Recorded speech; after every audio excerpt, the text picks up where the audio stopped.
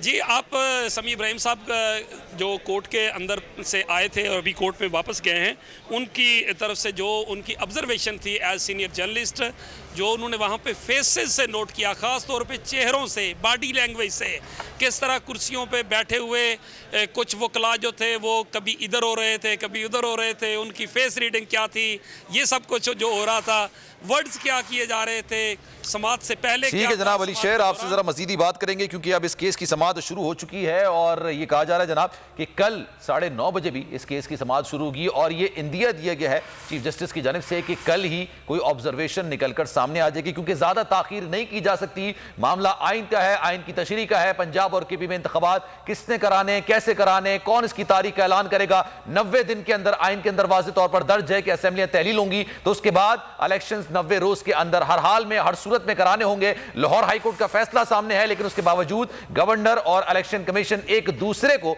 मौरूद इल्जाम ठहरा रहे हैं और कोई भी इस बात का ऐलान नहीं कर रहा कि जनाब पंजाब में और केपी में इंतखाबात कब होंगे। सदर मुमलिकत आरिफ अलवी साहब ने बजाते खुद ये ऐलान किया कि 9 अप्रैल को पंजाब और केपी में इंतखाबात होंगे और उसके बाद आज खुद नोटिस लिया गया सुप्रीम कोर्ट की जानिब से। जुमेरात को पहली समात हुई, 9 रुकनी बेंच था जो कि समात कर रहा था और कुछ एतराजात निकलकर सामने आए। फिर जुम्मे को नोटिस जारी किए गए, जुम्मे को भी थोड़ी समात हुई और उसके बाद ये समात आज के लिए मुलतवी कर दी गई थी। और आज की जो बड़ी खबर निकलकर सामने आई 23 फरवरी को यानी जुम्मे को जो समात हुई थी उसका तफसीली ऑर्डर जो निकलकर सामने आया जो कि 14 सफ़ात पर मुश्तमिल था। उसके मुताबिक जनाब कुछ एतराजात उठाए गए थे और उसके बाद 4 जो जज साहबान थे उन्होंने इस केस से खुद को अलग कर लिया। अब 5 रुकनी बेंच इस केस की समात कर रहा है। समात इस वजह से अपनी नौयत में अहमियत हासिल रखती है कि पंजाब और केपी में इंतखाबात होने हैं और ये इंतखाबात कब होने हैं, किसने इसका ऐलान करना है। पंजाब की असेंबली तोड़े या केपी की असेंबली तोड़े काफी टाइम गुजर चुका है और इलेक्शन कराने के लिए भी 30 से 35 दिन दरकार होते हैं। उसकी इलेक्शन मुहिम होती है, तमाम चीजें होती हैं,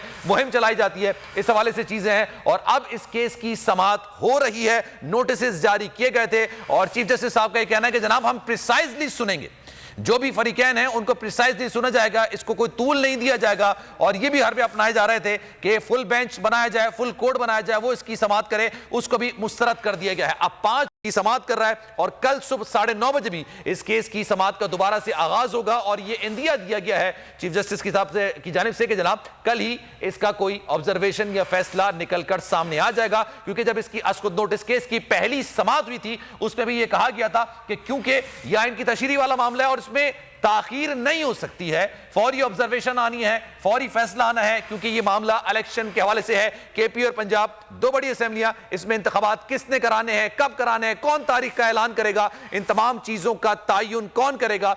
लाहौर हाईकोर्ट का फैसला तो आ चुका है, अब सुप्रीम कोर्ट में भी इस हवाले से फैसला आएगा और यह उम्मीद की जा रही है, कभी इम्कान जाहिर किया जा रहा है कि कल तक कोई बड़ी ऑब्जर्वेशन आ सकती है।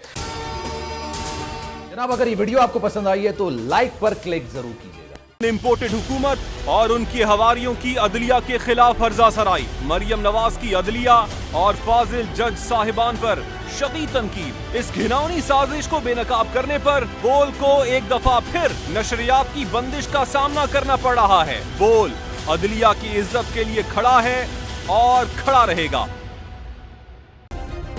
सब्सक्राइब करें और बेल दबाएं ताकि कोई खबर रह न जाए।